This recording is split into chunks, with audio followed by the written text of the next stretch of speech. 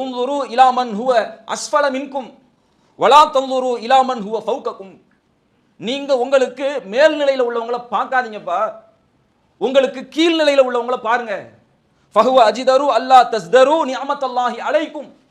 அதுவே அல்லாஹ்வின் அருளில் நீங்கள் நிராசை அடையாமல் இருப்பதற்கு ஏற்றதுன்னா. நம்ம கூட படிச்சவன், நம்மளோட இருந்தவன், நம்ம பக்கத்து வீட்டுக்காரன் எப்படி மேலே போயிட்டான், நம்மளும் இப்படியே இருக்கிறோமே, ஒப்பிடாதீங்க.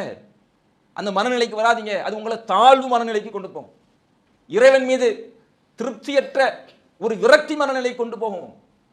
எனக்கு என்ன கஷ்டம் வந்தாலும், நஷ்டம் வந்தாலும், இழப்பு வந்தாலும், அடி வந்தாலும், உதவி வந்தாலும், என்னையை விட அடிபட்டவன், கஷ்டப்பட்டவன், துன்பப்பட்டவன் உலகத்தில் இருக்கிறான் என்று அதை நம் கண்ணுக்கு முன்னால் கொண்டு வந்து பார்க்கும் பொழுது, 3 வேளை சாப்பிட்டுட்டு இருக்கோம், ஒருவேளை சாப்பாட்டு கூட வழி இல்லாமல் ரோட்டில் உழந்துகிட்டு இருக்கிறாங்களே, நல்ல உடை அணிந்து நல்ல மரியாதையோடு உலகத்தில் வாழ்ந்து கொண்டிருக்கிறோம், அது கூட கிடைக்காமல் விரட்டப்பட்டிருக்கிறார்களே என்று நமக்கு கீழ்நிலையில் உள்ளவர்களை நாம் காணும் பொழுது அங்கே எதிர்மறையான நன்றி உணர்வு, எதிர்மறையான அந்த ஆற்றல் உள்ளத்தில் பிறகும். இந்த கண்ணோட்டத்தை ரசூலுல்லாஹ் சொல்லித் தராங்க. ஆனால் முஸ்லிம்களிடத்தில் பலரும் இந்த கண்ணோட்டத்தை தவற விட்டவங்களா இருக்கிறாங்க. எல்லாம் கம்பேர் தான். குழந்தையை படுத்து வளர்க்கறதுலேருந்து கம்பேர், பக்கத்து வீட்டு பிள்ளைய பாரு, அவன் அண்ணனை பாரு, இங்கே பாரு, அங்கே பாரு, மற்றவங்களோட கம்பேர் பண்ணியே மட்டம் தட்டுவது, அவங்களை முடக்கி போடுவது. நாமும் நம்முடைய வாழ்க்கையில் மற்றவங்களோட கம்பேர் பண்ணியே நொந்துக்கிறது, வெந்துக்கிறது. நம்ம இப்படி இருக்கிறோம் கிடையவே கிடையாது. இந்த கண்ணோட்டம் நம்மளை முடக்கும், நம்முடைய உள்ளத்தை வெறுமையாகும். ரசூலுல்லாஹ் அழகான வழிமுறை சொல்லி தர்றாங்க.